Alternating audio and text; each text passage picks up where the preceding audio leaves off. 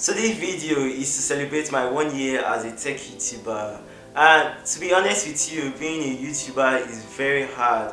More so as being a tech YouTuber is way harder, because we have so many really good tech YouTubers out there. Like my favorite, Mr. Who's the Boss, we have MKBHD, we have Frankie Tech, and our own Fisayo Fusudu, Eric Okafor, Isisi Boye, and so many really good guys. Now I planned on making this video to be an #askekott section, but when I opened the platform on my social media handle, Facebook, Twitter and WhatsApp, the replies I got weren't really encouraging. So I decided to add more of a storyline on my YouTube journey, and thereafter I'll do the #askekott.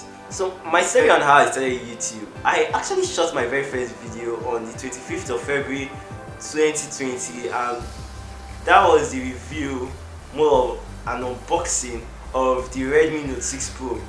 I was actually a novice to this. Like, I had no knowledge about YouTubing, videography, video editing, anything. I actually started my channel when I was in college, and my first subscribers were my classmates back then in Cambridge, and it was fun dropping my very first video.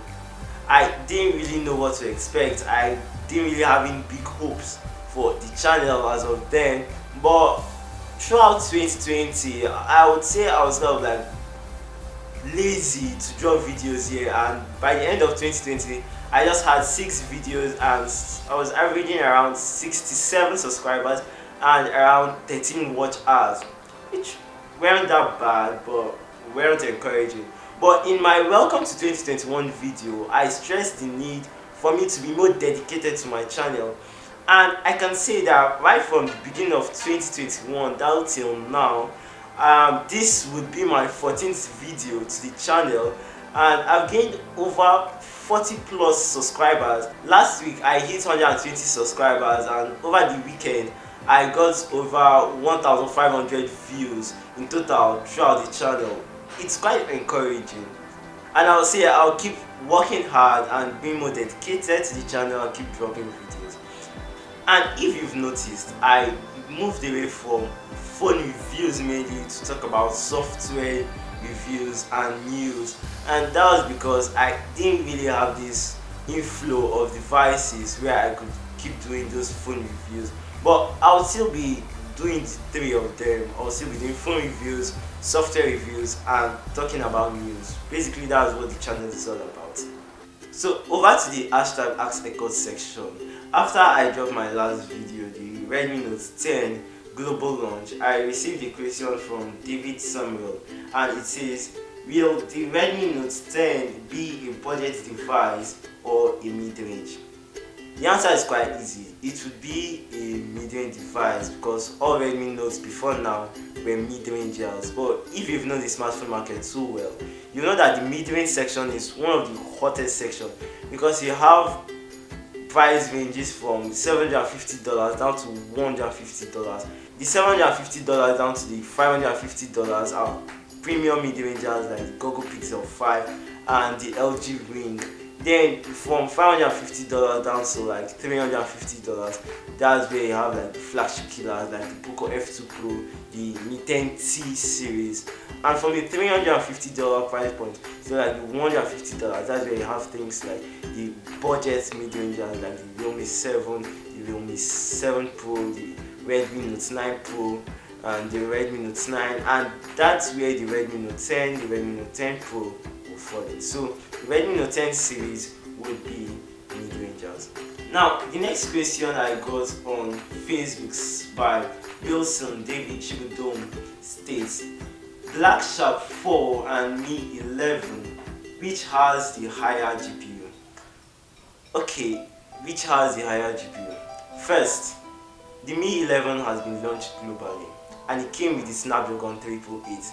The blackshark 4 hasn't been launched yet, but would come with the Snapdragon 888.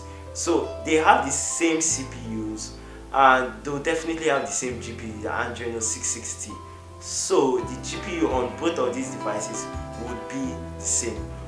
But if you're gaming inclined, it's better you go for the blackshark 4 than the Mi 11 because the blackshark 4 is a gaming device while the Mi 11 is a flagship device. So their build quality is different, their vapor chambers, their thermal solutions are quite different, and as a gaming device it comes out with these physical pop-up triggers like you saw on the blackshark 3 Pro. So if you're more into gaming, you will prefer the blackshark 4 over the Mi 11. But to answer the question, they will have the same GPU. Now the last question from Anderson Amadi, who turns out to be a very good friend of mine, also a YouTuber but a motivational speaker, and the name of his channel is Anderson Motivates. I'll drop the link to his channel in the description below. The question says, who was the first woman to use a mobile phone in Nigeria? I don't know of the first woman, neither of the first man to use a mobile phone in Nigeria. So let me do a little cheat. Who was the first woman to use a mobile phone in Nigeria?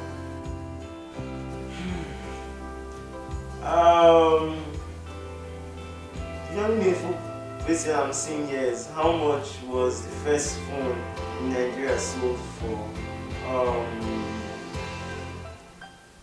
There is no answer to your question even here on Google, and definitely no one cares to know who was the first woman to use a mobile phone in Nigeria. But just the fact that most of us nowadays have a mobile phone, so you can access internet, you can do social media, and lots more. But there is no definite answer to the first woman to use a smartphone in Nigeria. Thanks for all who dropped their questions to support this hashtag askekott section. I'll do more of this hashtag askekott section later on during the year, so stay tuned for that. Thanks for all who supported this channel right from inception, who watched my videos, who even cared to subscribe to the channel, and who shared my videos. I'm so grateful for you all. When we get to 1000 subscribers, I'll do a giveaway. That's my promise. If you like this video, please click the like button, and if you like my content, Revi Tech, please feel free to smash the subscribe button and toggle on the bell icon to get notified when I drop my next video. It's Bernard from Revi Tech, and I'll see you on the next one. Happy anniversary.